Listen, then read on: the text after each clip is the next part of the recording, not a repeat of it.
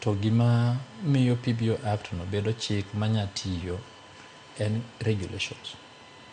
Koro regulation mamiyo PBO Act ni tiyo pokolosi.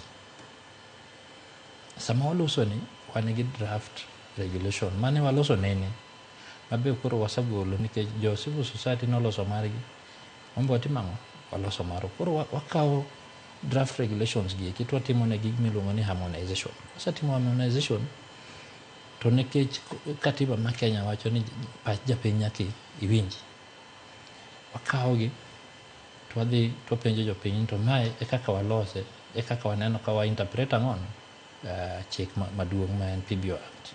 Unu paro nang'o kaka jopiny? Koro kwasa subject regulation no through public participation process ma jopiny opuodho mowacho ni maler to watere bunge to minister timang'o goyi kogno. Koro ka minister osegoyi kogno to koro wataya taya riwruoge maber. Sani nyaka seche gi untiere kod riwruoge adi e bwo PBO? Wan gi 13,000.